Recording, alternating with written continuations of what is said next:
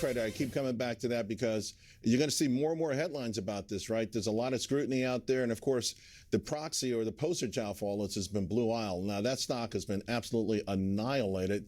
I, in fact, told some folks in a speech a month ago, if it goes under 10, get out of everything. I haven't done that, but it's under 10. So the question is, how much more, how much further, and what the fallout will be? I'm going to bring in now Banrion Capital Management, their founder and CEO, Shana Sissel. Shana, it's just, so a couple of years ago, guests started coming on the show and you got to do alts, right? They started talking to the audience about alts, alternative investments. That's the hot area. And people are listening, right? People listening. They started powering money into this.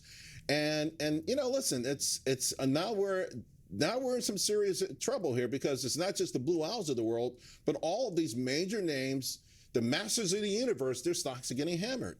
Yeah, so everybody was talking about alts, but they didn't mean just one alt. I am on the record of saying that the area that is the most diversifying, so private credit and private equity, they're alts in the sense that they're not publicly traded. They are private, they're less liquid, there's alpha and illiquidity, but they're not diversifying. It's still equity, it's still fixed income, it's still credit.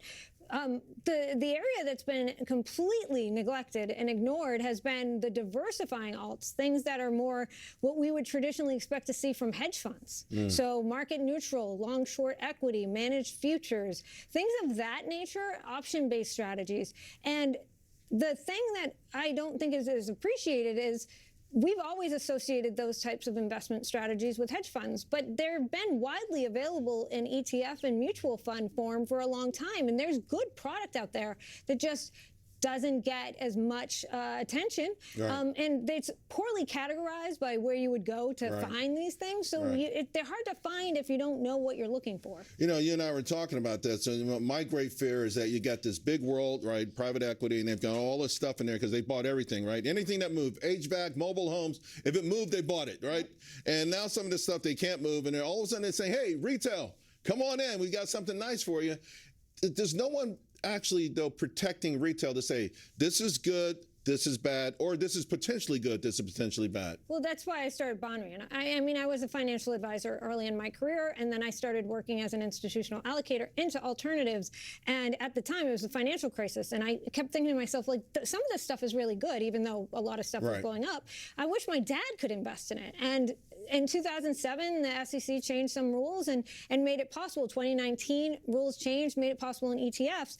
And the thing is that what you're talking about with private credit, they just bought everything, it's not all private credit. In fact, I would go on the record as saying the problem was that what was being marketed to retail was the stuff that is the least efficient in the private credit world. So if you raise a $7 or $10 billion fund, your pool of opportunity, people who want to do $100 million deals, is very small. So you have to compete with everybody else who raised billions of dollars for business, and you're going to do it in the structure of the deal, which leaves you exposed to risk. But there's lower middle market private credit, which is actually where most small businesses are able to tap the capital markets, and those are much more focused. They have massive deal flow. 100 deals come in a month, they do 2, and they can be much more selective because the demand's much greater there. And the higher, we call it higher upper middle market, they're competing with banks, you're competing with other funds that have billions of dollars they need to deploy,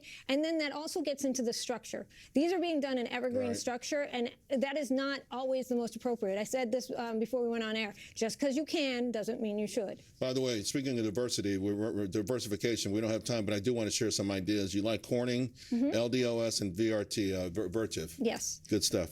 Thank you. Thanks a lot, Shana. Appreciate you. All right, folks.